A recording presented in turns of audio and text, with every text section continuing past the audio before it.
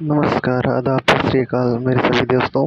मैं अमन तिवारी आपका अमन अपडेट्स की चैनल में बहुत बहुत स्वागत करता हूं। आज हम देखेंगे 9 जुलाई से बनने वाले महत्वपूर्ण खबर और उनसे बनने वाली विभिन्न परीक्षाओं में पूछे जाने वाले प्रश्नों को आज हम अपनी शुरुआत करेंगे कुछ महत्वपूर्ण सुविचार से। आज का सुविचार होगा हमारा, विकल्प बहुत मिलेंगे रास्ते भटकाने के लिए, संकल्प एक ही काफी है मंजिल तक जाने के लिए। यानी कि कहा जाए कि आपको भटकने के लिए, किसी दूसरे रास्ते पर जाने के लिए बहुत सारे विकल्प, बहुत सारे ऑप्शन, बहुत सारे साथी मिल हैं, पर आपको अपने लक्ष्य तक पाना है तो खुद अकेले लड़ना है और निरंतर होकर अपने साथ को। इसके साथ हम अपना इस क्लास को आगे शुरू करते हैं। तो हमारे लिए हमारा पहला प्रश्न होगा, हाल ही में जुलाई 2026 में भारत ने किस देश के साथ अपने व्यापक रणनीतिक साझेदारी को मजबूत करने के लिए ब्रह्मोस मिसाइल सिस्टम और अस्त्र मिसाइल के निर्यात पर सहमति जताई है? तो हमारे ऑप्शन होंगे म्यांमार, वियतनाम, मलेशिया और इंडोनेशिया। तो हमारा इसमें जो चौथा ऑप्शन है इंडोनेशिया, इंडोनेशिया हमारा सही ऑप्शन होगा। और बात करें इसमें इंडोनेशिया की, तो जुलाई 2026 में प्रधानमंत्री नरेंद्र मोदी की जकार्ता यात्रा के दौरान भारत और इंडोनेशिया ने रक्षा सहयोग को अगले स्तर पर पहुंचाया है। इसके तहत भारत इंडोनेशिया को ब्रह्मोस और अस्त्र मिसाइलें सप्लाई करेगा। और बात की जाए इसमें अन्य 3 ऑप्शन की, तो उसको हमारा ये देख लेते हैं। तो इंडोनेशिया, अन्य फैक्ट के बारे में जानेंगे। इंडोनेशिया की राजधानी नुसांतारा, जो पहले जकार्ता हुआ करती थी, और उसकी मुद्रा इंडोनेशियाई रुपया होगी। करंट अफेयर हाल से देखा जाए तो जुलाई 2026 में भारत के प्रधानमंत्री नरेंद्र मोदी ने राष्ट्रपति प्रबोधो शिवंतो के निमंत्रण पर इंडोनेशिया का आधिकारिक दौरा किया। और ऑप्शन में रहे मलेशिया, मलेशिया की राजधानी की बात करें कोलालमपुर, और मलेशियाई रुपये उसकी मुद्रा होगी। करंट अफेयर की हिसाब से बात की जाए तो पुराने कंप्यूटर अपराध कानून को बदलकर नया साइबर क्राइम बिल 2026 पेश किया, ताकि आधुनिक डिजिटल खतरों से निपटा जा सके। वियतनाम की राजधानी हनोई, मुद्रा वियतनामी डोंग। और साल 2026 के कैलेंडर में एक नया राष्ट्रीय अवकाश, वियतनाम संस्कृति दिवस 26 नवंबर को जोड़ा। म्यांमार की राजधानी बात करें तो नापीता, और मुद्रा होगी म्यांमार की क्या था। और करंट अफेयर से देखा जाए तो यह देश लंबे समय से सैन्य तख्तापलट और गृह युद्ध से जूझ रहा है, और संयुक्त राष्ट्र के अनुसार 2026 में यह मानवीय संकट में गहरा गया है। और इस तरह से हमारा पहला प्रश्न खत्म हुआ। दूसरे प्रश्न की ओर चलते हैं हम। दूसरा प्रश्न हमारा होगा, कैबिनेट की नियुक्ति समिति ACC द्वारा जुलाई 2026 में राष्ट्रीय अपराध के रिकॉर्ड ब्यूरो के नए निदेशक के रूप में किसकी नियुक्ति की गई है? तो हमारे ऑप्शन में आलोक कुमार मित्तल, अमित गर्ग, सुजीत पांडे और महेश दीक्षित। तो हमारा दूसरा ऑप्शन इसमें सही होगा, अमित गर्ग जी। 1993 के बैच के IPS अधिकारी अमित गर्ग को राष्ट्रीय अपराध रिकॉर्ड ब्यूरो NCRB का नया डायरेक्टर नियुक्त किया गया है। और बात की जाए अन्य 3 ऑप्शन के हमारे, उनको हम देख लेते हैं। आलोक कुमार मित्तल, ये हरियाणा के 1993 बैच के वरिष्ठ APS अधिकारी, जिन्हें हाल ही में जुलाई 2026 में केंद्र सरकार द्वारा पुलिस अनुसंधान एवं विकास ब्यूरो का महानिदेशक नियुक्त किया गया है। सुजीत पांडे की बात की जाए तो इन्हें हाल ही में हैदराबाद स्थित देश के प्रतिष्ठित सरदार वल्लभ भाई पटेल राष्ट्रीय पुलिस अकादमी का निदेशक बनाया गया है। महेश दीक्षित की बात की जाए तो जिन्हें हाल ही में भारत के प्रमुख आंतरिक खुफिया एजेंसी अर्थात इंटेलिजेंट ब्यूरो का नया प्रमुख नियुक्त किया गया है। और इसलिए दूसरा प्रश्न समाप्त होता हुआ हमारा बढ़ेंगे तीसरी प्रश्न की ओर।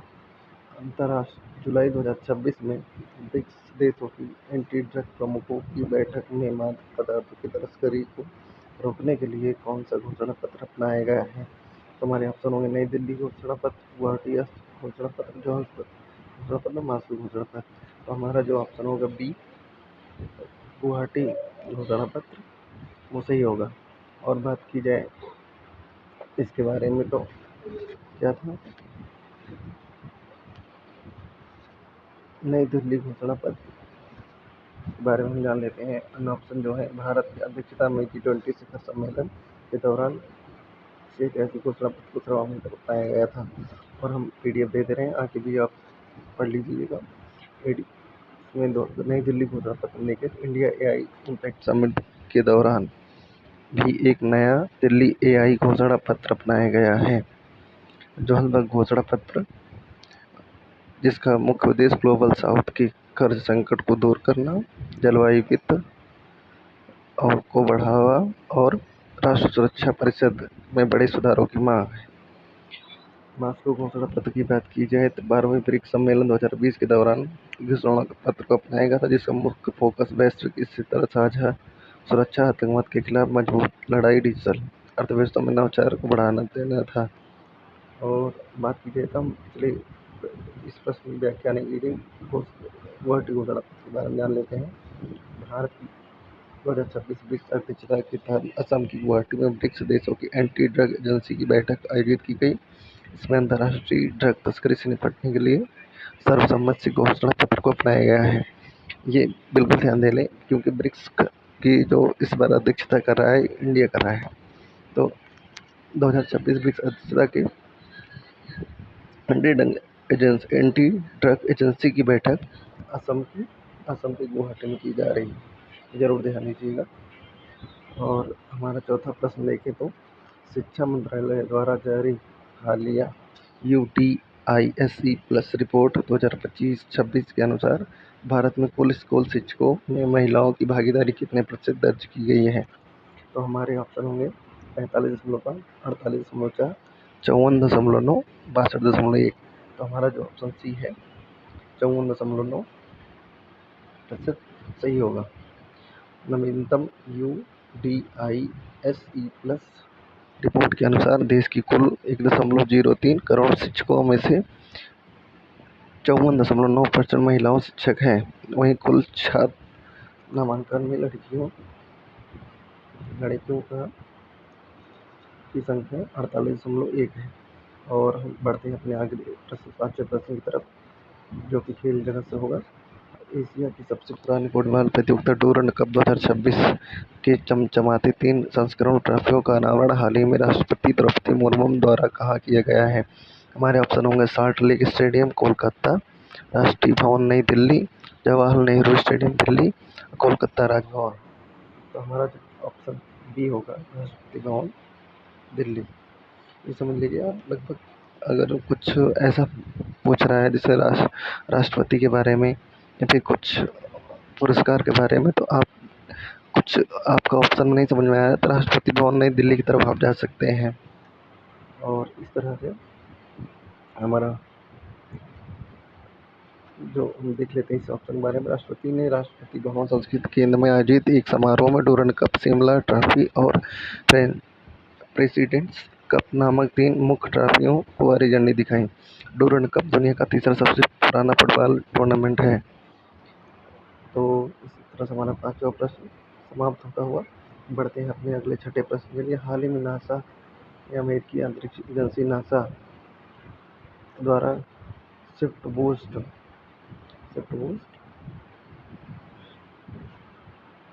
मिशन के तहत किस रोबोटिक स्पेसक्राफ्ट को जी स्पेस टग के रूप में लॉन्च किया गया है। तो हमारे 4 ऑप्शन लिंक, टार्क, ओरियन और इनसाइट। तो हमारा जो ऑप्शन ए होगा लिंक, ये नासा द्वारा लॉन्च किया गया है। और इसके बारे में देखा जाए तो नासा ने अपने प्रसिद्ध नील वेल्स स्क्रिप्ट वेधशाला को वायुमंडल में जलकर नष्ट होने से बचाने के लिए लिंक नामक रोबोटिक स्पेसक्राफ्ट लॉन्च किया है, जो यान को सही कक्षा में बनाए रखने के लिए काम करेगा। और इसी क्रम में हमारा दे लेते हैं इसमें और भी जो ऑप्शन है, 3 ऑप्शन के बारे में जानकारी ले लेते हैं क्या है। और इसमें डार्ट की बात की जाए तो नासा का एक ऐतिहासिक अंतरिक्ष मिशन था, जिसने के तहत सितंबर 2022 में एक अंतरिक्ष यान को जानबूझकर डिफॉल्स नामक क्षुद्रग्रह से टकरा गया था ताकि पृथ्वी को भविष्य में खतरनाक एयर एंटेराइड्स के प्रभाव से बचाने के लिए प्लेनेटरी डिफेंस तकनीक का सफल परीक्षण किया जा सके। और ओरियन की बात की जाए, नासा का अगली पीढ़ी का क्रू कैप्सूल है जिसे इंसानों को गहरे अंतरिक्ष जैसे चंद्रमा और भविष्य में मंगल ग्रह तक ले जाने के लिए डिजाइन किया गया है। यह नासा के प्रसिद्ध आर्टेमिस मिशन का एक मुख्य हिस्सा है। और इनसाइट की बात की जाए तो यह नासा का ही एक रोबोटिक लैंडर मिशन था जिसने मंगल ग्रह की सतह पर उतरकर वहां आने वाले भूकंपों, जिन्हें मार्स विकर्ष कहा जाता है, का अध्ययन किया और लाल ग्रह की अंतरिक्ष संरचना की गहरी जांच की। तो इस तरह से हमारा ये समाप्त हुआ। और अगले प्रश्न में बढ़ते हुए हमारे पास 7 और जो प्रश्न होगा, हाल ही में वैज्ञानिक द्वारा मानिस आरिटा को एक पूर्णतः स्वतंत्र और विशेष प्रजाति के रूप में मान्यता दी गई है। यह जीव भारत के पूर्वोत्तर राज्यों में पाए जाने वाला कौन सा स्तनधारी जीव है? हमारा पहला ऑप्शन होगा हिमालयन याक। और हमारे हमारे जो ऑप्शन है हिमालयन याक, हिमालयन पेंगुइन, क्लाउडेड लेपर्ड और रेड पांडा। तो जो हमारा ऑप्शन बी होगा हिमालयन पेंगोलिन, ये सही होगा। और इसके बारे में और जानकारी लें तो IUCN और वन्यजीव शोधकर्ता ने जेनेटिक कोडिंग के आधार पर हिमालयन पेंगोलिन को चीनी पेंगुलिन से अलग एक अनूठी प्रजाति के रूप में सूचीबद्ध किया है। हमारा 7वां प्रश्न समाप्त हुआ। 8वें प्रश्न की ओर बढ़ते हुए हम हाल ही में जुलाई 2026 में किस राज्य केंद्र शासित प्रदेश की सरकार ने अपने सरकारी स्कूलों के बुनियादी ढांचे को विश्व स्तरीय बनाने के लिए मिशन कायाकल्प शुरू किया है? तो हमारा ऑप्शन जो बी होगा इसमें दिल्ली के स्कूल में मिशन कायाकल्प शुरुआत किया गया है। और इसके बारे में और जानकारी पूरा देखें तो दिल्ली सरकार ने अपने सरकारी स्कूलों की लैब, लाइब्रेरी और कक्षाओं को डिजिटल एवं हाईटेक बनाने के लिए मिशन कायाकल्प की घोषणा की है। इसके तहत 100% स्मार्ट क्लासरूम का लक्ष्य रखा गया है। और इसमें जो ऑप्शन हमारे हैं उत्तर प्रदेश, राजस्थान, केरल के स्कूलों की बात की जाए तो उत्तर प्रदेश ने जून 2026 के तकनीकी संचालित सुधारों के तहत सरकारी मान्यता प्राप्त स्कूलों के लिए UDISE प्लस कोड आवंटन को तेज कर दिया है ताकि छात्रों के शैक्षिक रिकॉर्ड को राष्ट्रीय डेटाबेस से सीधा जोड़ा जा सके। साथ ही स्कूलों में साप्ताहिक अंग्रेजी, मॉर्निंग असेंबली और बोर्ड परीक्षाओं के लिए 75% उपस्थिति अनिवार्य की है। और राजस्थान शिक्षा विभाग ने राज्य बजट के तहत 1000 करोड़ के निवेश से 400 CM राइस सर्व सुविधा युक्त स्कूल स्थापित की घोषणा की है। और केरल की बात की जाए तो केरल सरकार राष्ट्रीय स्तर पर स्कूली पाठ्यक्रमों का व्यापक संशोधन समय पर पूरा करने वाला देश का पहला राज्य बना है, जिसने हाल ही में नई शिक्षा नीति के तहत डिजिटल साक्षरता, व्यावसायिक प्रशिक्षण और बच्चों के तनाव को कम करने के लिए मूल्यांकन में 25% कटौती लागू की है। और आते हैं अगले प्रश्न के लिए। हमारे जो 9वां प्रश्न होगा, राष्ट्रीय भुगतान निगम के प्रबंधक निदेशक और CEO दिलीप असबे को हाल ही में किस वैश्विक बैंकिंग वित्तीय नेटवर्क के सुपरवाइजर बोर्ड में शामिल किया गया है? तो जो हमारा पहला ऑप्शन होगा स्विफ्ट के लिए वो सुपरवाइजर बोर्ड में शामिल किया गया है। और इसके बारे में कंप्लीट जानकारी लें तो NPCI प्रमुख दिलीप असबे को society for world wide interbank financial telecommunication Swift के वैश्विक पर्यवेक्षी बोर्ड में नियुक्त किया गया है। यह भारत की UPI मॉडल की वैश्विक स्वीकार्यता को दर्शाता है। और इसमें जो ऑप्शन हमारे IMF, वर्ल्ड बैंक और ADB की बात करें तो IMF इसकी स्थापना 1944 ब्रिटेन वुड्स सम्मेलन में हुई थी। मध्य पूर्व संकट के आर्थिक प्रभावों के बीच अप्रैल 2026 में इसकी प्रबंध निदेशक क्रिस्टलाना जॉर्जिया ने वैश्विक ऊर्जा संकट से निपटने के लिए कई पीड़ित देशों को $20 बिलियन से 50 बिलियन की नई आपातकालीन वित्तीय सहायता देने का अनुमान लगाया है। विश्व बैंक की बात की जाए, जिसकी स्थापना जुलाई 1944 ब्रिटेन बोर्ड सम्मेलन में IMF के साथ ही हुई थी।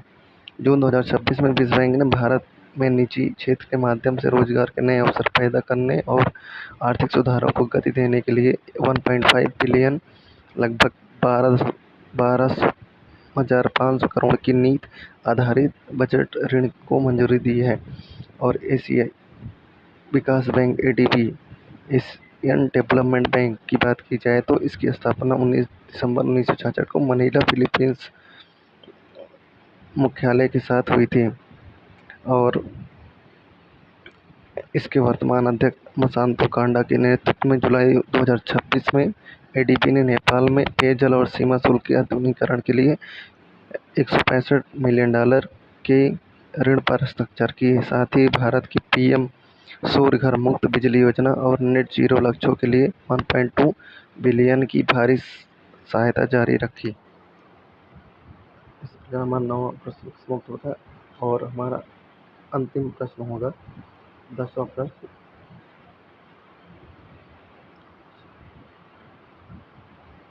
यूनेस्को द्वारा 2026 में भारत सरकार वित्तीय सहयोग को क्यों जीवित किया।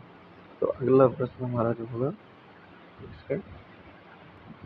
हमारा आखिरी और 10वां प्रश्न होगा। यूनेस्को द्वारा जुलाई 2026 में भारत सरकार के वित्तीय सहयोग से पुनर्जीवित किए गए ज्येष्ठ वर्ण महाविहार को अवार्ड ऑफ मेरिट से सम्मानित किया गया है।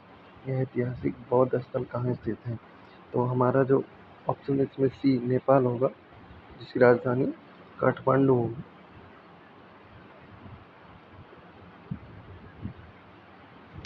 यहाँ इसको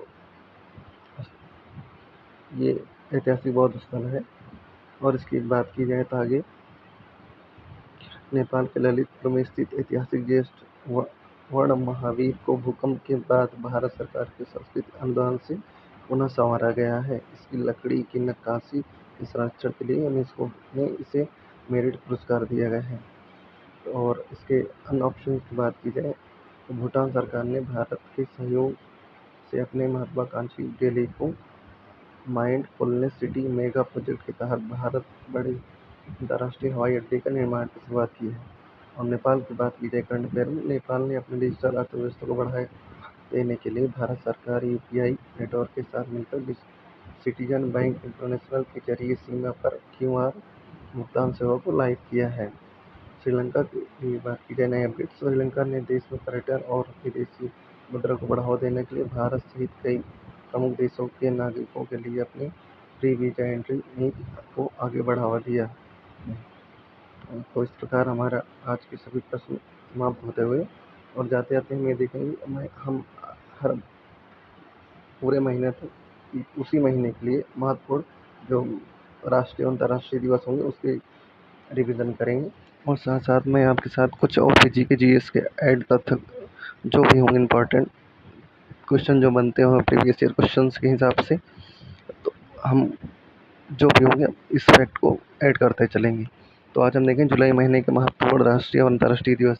तो 1 जुलाई को राष्ट्रीय चिकित्सा दिवस मनाया जाता है और 4 जुलाई सहकारिता दिवस इंटरनेशनल डे ऑफ कोऑपरेटिव्स, 11 जुलाई को विश्व संख्या दिवस, 15 जुलाई को विश्व युवा कौशल दिवस, 18 जुलाई नेशनल मंडेला अंतर्राष्ट्रीय दिवस, 26 जुलाई कारगिल विजय दिवस और 28 जुलाई विश्व हेपेटाइटिस दिवस, विश्व प्राकृतिक संरक्षण दिवस और 29 जुलाई को अंतर्राष्ट्रीय बाघ दिवस। तो कैसा लगा दोस्तों आपको ये सेशन, हमारा यहाँ समाप्त होता हुआ। अगर आप सभी को ये सेशन पसंद आया हो तो प्लीज़ लाइक एंड सब्सक्राइब करें। और आपकी सब्सक्राइब और लाइक से हमारा मनोबल बढ़ता है और भी आगे इसी तरह क्लासेस लाएंगे। और करंट अफेयर के साथ साथ हम GK GS मैथ्स और रीजनिंग के भी क्वेश्चन सॉल्व किया करेंगे। तो आपका साथ ही हमारे लिए सबसे बड़ा हौसला होगा। तो प्लीज़ दोस्तों लाइक एंड सब्सक्राइब करें। तो मिलते हैं अगले दिन एक नई क्लास के साथ। Thank you. और आपको छोड़ जाते हैं।